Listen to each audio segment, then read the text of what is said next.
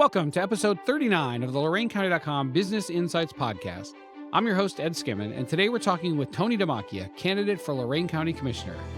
Join us as Tony shares his motivations for running, his focus on collaboration, transparency, and responsible stewardship, and his priorities of economic development, job creation, and infrastructure improvement. He also discusses his commitment to supporting local businesses and labor, along with leveraging technology for better governance. This episode is part of the 2024 Candidate Spotlight Series, aimed at providing an additional way to learn about local leaders running for office. Before we get started, I wanted to share a quick disclaimer. Both of the companies I co-founded, Emerge Inc. and LorainCounty.com, have professional relationships with some of the candidates, and I also count a few of them as personal friends. To ensure fairness, we invited all local candidates to participate and record an episode completely free of charge. Each candidate running for the same office was asked the exact same questions, and aside from removing any unnecessary sounds and long pauses, we kept the editing to a minimum. For a full list of local candidates and issues, visit loraincounty.com/election. And on election night, visit loraincounty.com for real-time election results. Here is my conversation with Tony Dimacchia. Tony Dimacchia, candidate for Lorain County Commissioner. Welcome, Tony. Thanks for joining us and sharing your insights. Could we start with what motivated you to run for Lorain County Commissioner? I've been an elected official now for I'm working on my 18th year. When I first started getting into politics, I ran for the Lorain Board of Education because they're in a difficult position and I didn't like what I saw. And I shifted from there and went to Lorain City Council for the same reason. And this is no different, right? When I sit as a resident of Lorain County and I see some of the stuff going on at the county level that I don't agree with, I chose to put myself in a position to change it. So that's the ultimate motivation for doing this. Can you outline your main priorities if you're elected to Lorain County Commissioner? First, prioritizing collaboration with organizations, businesses, transparency, and responsible stewardship. You know, when you look at county commissioners, a lot of folks don't understand what they do, but they have a lot of power and authority over what we do in this county as far as services and resources and money. And I think the needs of Lorain County economic development is important. Job creation is important. Improving our infrastructure and transportation is also important. And ultimately, one of the fiery topics here in Lorain County is our safety forces and the radio contract that the county commissioners rescinded and approved another contract. But the safety of our residents and our safety forces should be our top priority. If we don't have a safe Lorain County, nobody's going to come here. Businesses don't want to be here. And that's the same thing with infrastructure, right? If you don't improve your infrastructure, how do you expect to recruit and retain businesses right here in Lorain County? And ultimately, bring in that revenue and create job opportunities and other resources for our residents across the county. But, truly being transparent, honest, and being responsible with our dollars is certainly critical in all of those pillars of my campaign. A lot of our listeners are business owners, business leaders. Can you elaborate a little bit more on how your election and your priorities would benefit Lorain County employers? When you look at implementing targeted incentives for businesses, I think that's critical, not just for new businesses, but also for our existing businesses. I think sometimes when we look at the business world, we spend so much time trying to recruit folks in that sometimes we forget about the people that have been here. So looking at the resources they need and understanding what their needs are across this county. And I'll be completely honest with you, being a Lorain County Commissioner is an enormous job and a responsibility. And for me, I think it's going to be critical to come in and evaluate the environment, evaluate where we're at, the initiatives that we take, the legislation that we've approved. I think when you look at job creation, what are we doing to create those jobs? What kind of economic development are we bringing in? Again, another hot topic that we have is that Midway Mall deal. From an outside, I can't speak for what the commissioners thought was going to be good or what the Lorain County Port Board thought was going to be a good economic development concept for that piece of property. I wasn't there. But what I can say from the outside, it looks like a bad deal that isn't going to bring any kind of economic development or jobs, which is a concern when you're spending millions of dollars. So prioritizing those types of projects and looking at how we're spending our taxpayers' dollars is going to be important in that initiative to support our local businesses. But I think it's also important to support our local labor as well. Our unions are critical here And what we see is our local labor are going hours away to do jobs that they could be doing right here in Lorain County where they live. So finding out and looking at legislation like I did on city council, like I did for Lorain Board of Education. Yeah, I supported legislation that supported prevailing wages, supported apprenticeships through the bidding process. We just went through a city checklist for bids and we made some amendments to that to support our local labor. That's not saying that we still have to go out and look at the lowest, most qualified bid in those processes. And if it's our local labor, great. But if it's not, it is what it is. But we have to at least equal the playing field out for those folks. And I think that's very relevant to the new business concept and economic development. What role do you see technology and innovative practices playing in the future of local government and the Lorain County Commissioner's Office?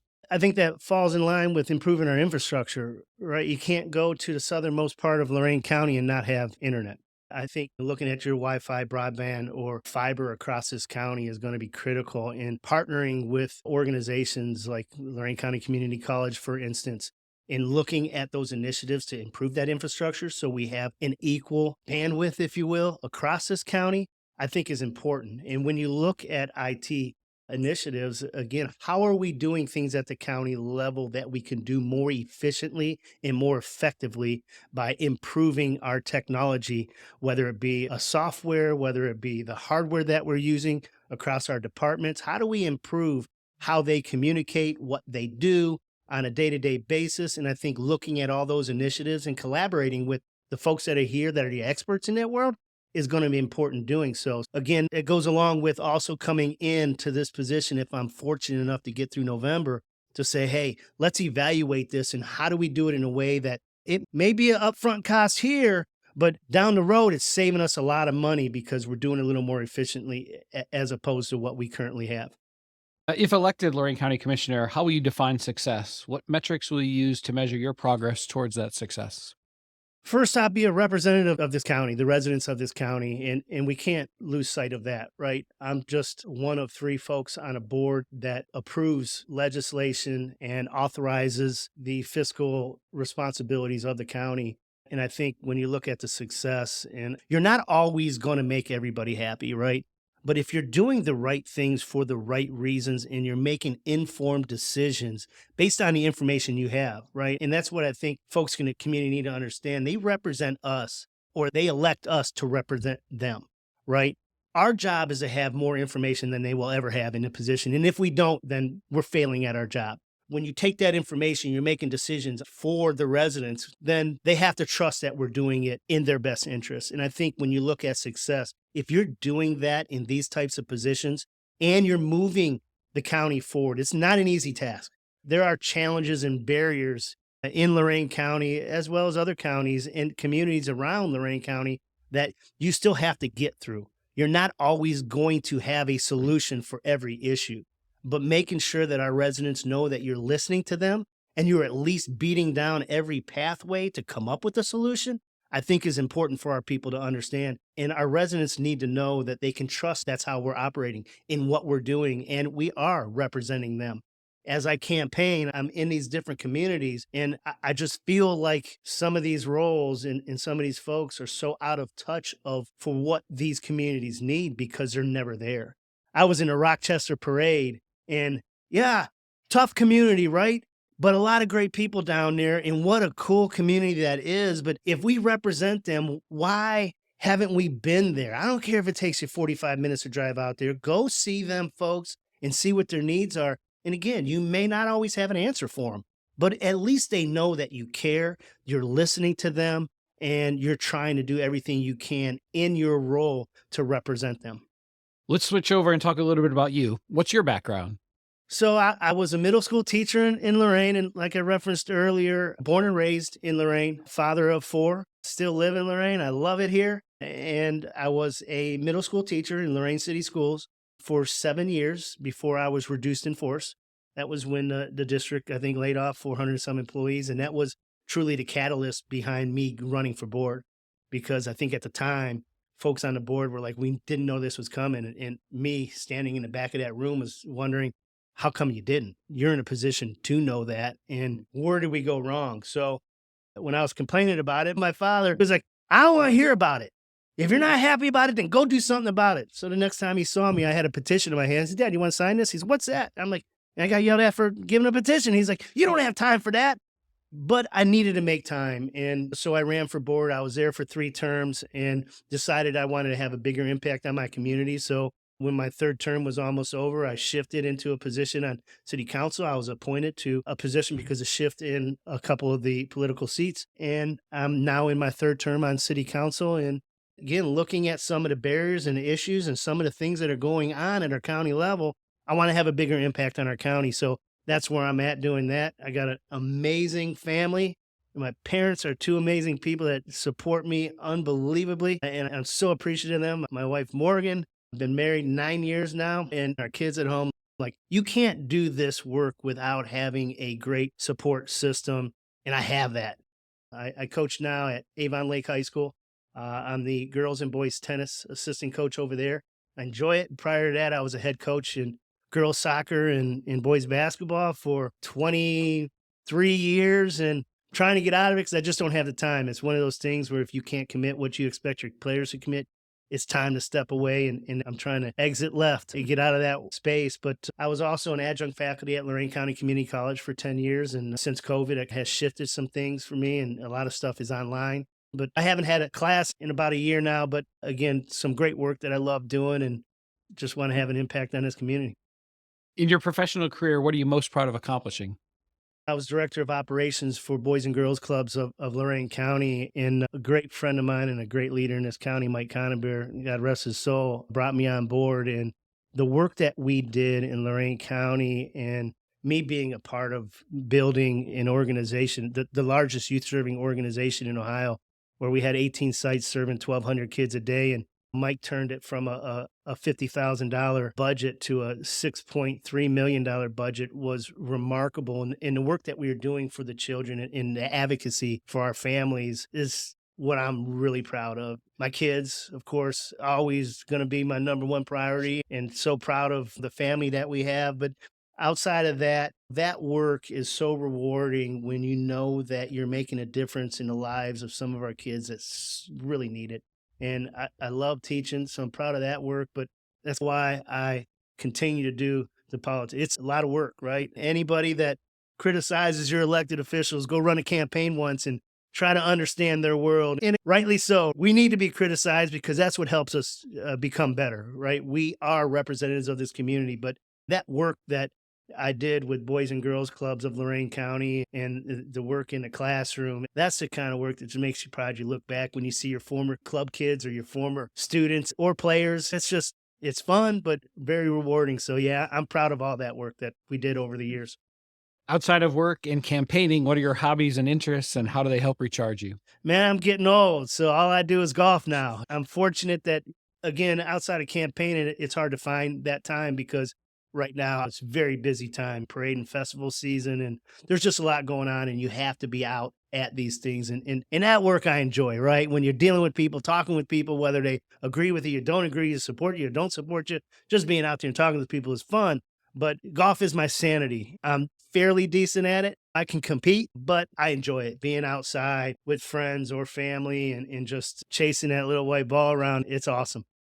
A last question. What else should voters know about you prior to voting in November? I wouldn't be in this race if I didn't think I was the best candidate for it. And if they're looking for somebody that's going to make change, I don't make decisions that are popular.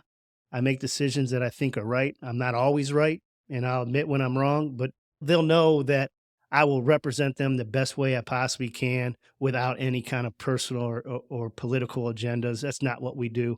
I don't need a job here. I got a great job with what I do for Lorain City Schools as a director of operations. And I'm really doing this because I truly believe that our county residents need a good representative. And I'm going to be completely transparent. You may not like the things coming out of my mouth, but you'll know it's honest and open. And that's the way I've always been. I don't tell people what they want to hear just to get their vote. I'm not interested in that. If they believe I'm the right person, they'll support me. And if they don't, I respect them further. But I hope that they all support me come November. We need it. I think we're ready for a positive change here. And hopefully Brian Baker can do well in his election for his seat. And I've just been telling folks, we could use two good guys on there trying to do the right things, and Brian Baker and myself would be those for the residents of Lorain County. Finally, where can people get more information on your candidacy and connect with you? TonyDimacchia.com has a lot of my literature. I'm out knocking on doors and putting stuff out there, but I'm not hard to find. I put my cell phone out there, so you can call my cell phone anytime, text.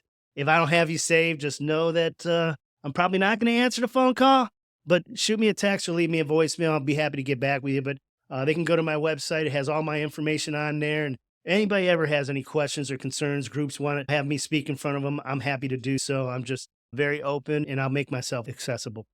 Thanks, Tony, for joining us and sharing your insights. Thank you so much, and I appreciate you guys at Emerge for even doing this. So thank you so much, Ed. Thank you for tuning in to this episode of the LorainCounty.com Business Insights Podcast. We hope you found this conversation informative and that it provided some ideas that will help your business continue to grow. Please follow us on your favorite podcast platform to hear each episode where we shine a spotlight on local resources that will boost your business. And we want to hear from you. Email ed@loraincounty.com to share your feedback and topic ideas.